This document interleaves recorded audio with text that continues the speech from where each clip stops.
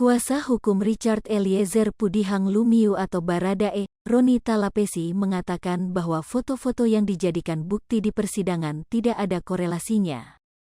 Sebab menurut dia, beberapa foto tersebut sudah diungkap di persidangan.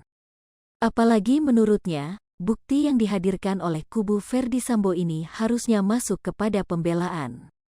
Kalau kita lihatkan coba, bukti yang dihadirkan ini kan sebenarnya kalau dalam hukum acara pidana itu nanti masuk ke pembelaan atau pledoi ya. Tapi kan kita kalau tadi menyimak persidangan kemudian majelis hakim minta dijelaskan di pledoi, kata Roni Talapesi dilansir dari Kompas TV, Jumat, tanggal 30 Desember tahun 2022. Ia juga mengatakan kalau foto-foto yang dihadirkan oleh Ferdy Sambo itu tidak ada kaitannya. Terkait bukti yang dihadirkan, foto-foto ini memang kalau saya lihat tidak ada kaitannya. Jadi kalau yang menjelaskan posisinya mereka merayakan ulang tahun pernikahan, itu kan semua sudah terungkap di persidangan, jelasnya.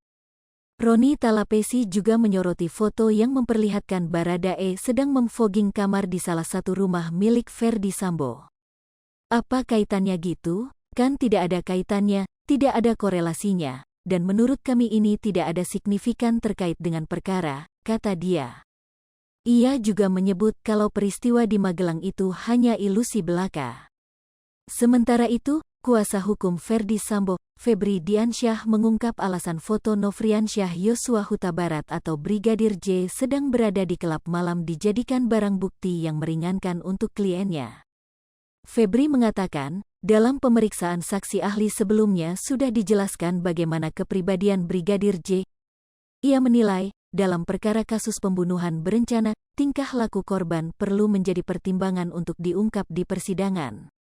Sebab, dari profil korban dalam hal ini Yosua, kata Febri, bisa dilihat apakah korban turut serta memberikan pemicu pembunuhan terjadi. Aspek penting yang dimaksud termasuk bagaimana cara Yosua dibesarkan dan bagaimana dia menjalani hidup di lingkungannya.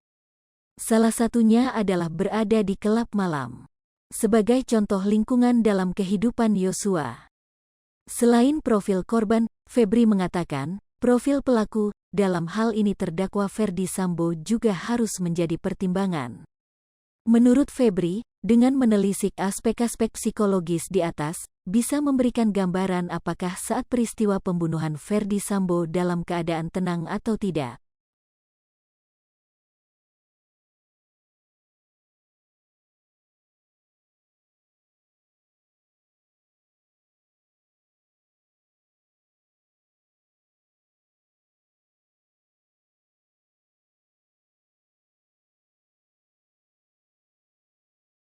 Hai pemirsa Sri Popo TV, jangan lupa komen, like, dan subscribe, serta tonton terus berita-berita terupdate lainnya ya.